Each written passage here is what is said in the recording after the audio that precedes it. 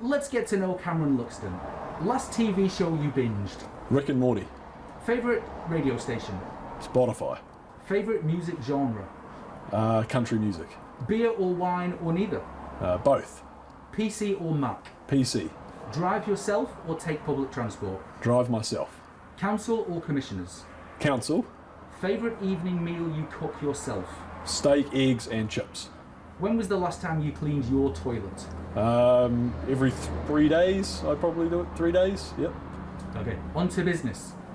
What is the single biggest issue facing Tauranga that's so important you die in a ditch over?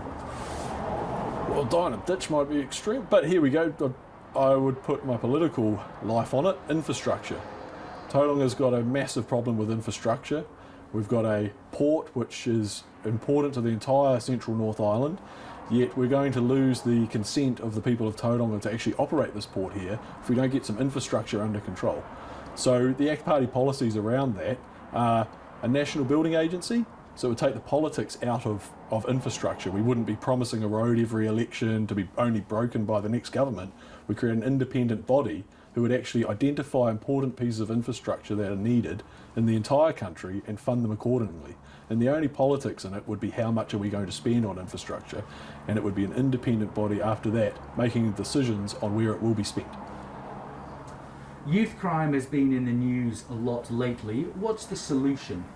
Well, the solution for youth crime is based around stopping the problems getting to that level. We've got an education system which is failing horrendously.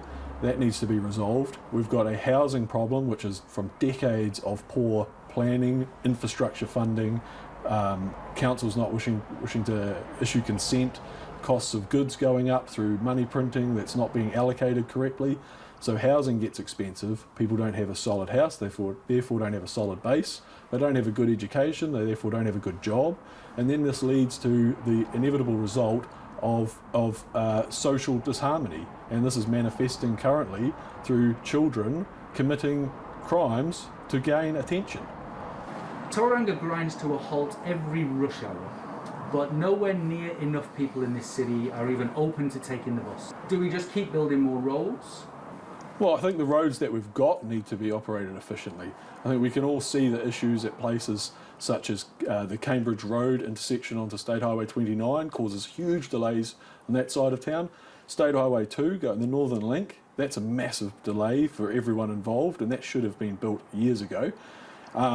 Things like Hewlett's Road, having ports running through a main thoroughfare, that's another massive problem. So before we start social engineering and forcing people onto buses or bikes, we need to actually get the roads properly managed and properly resourced.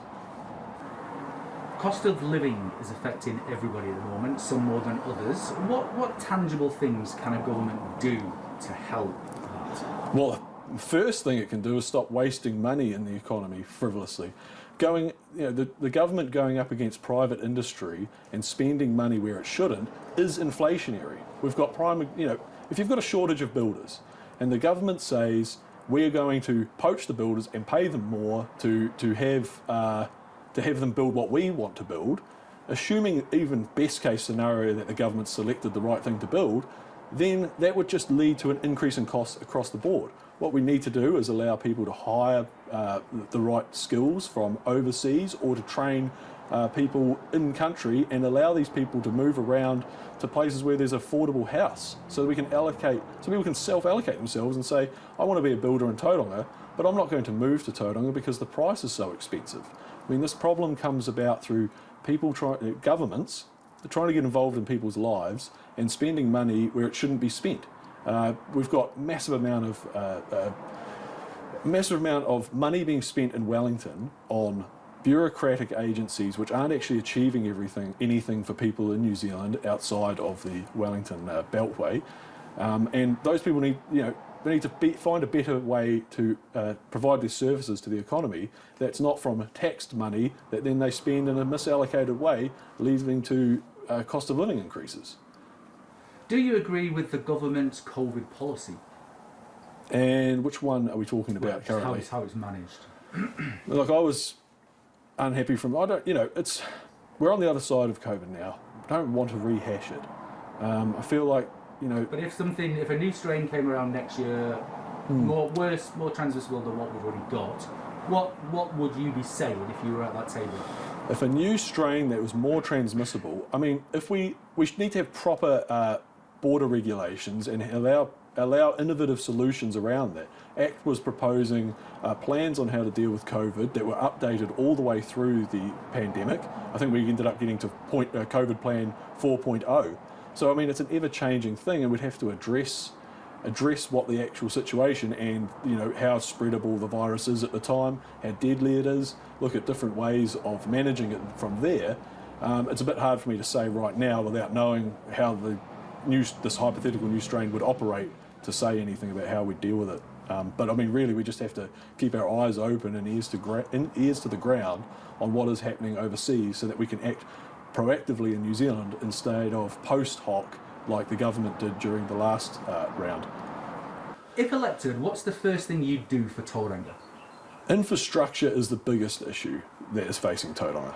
So what I would do is push forward the ACT policies of a national building agency to get proper infrastructure built and funded on a long-term basis, and push for the GST sharing with local councils on new construction builds that are consented.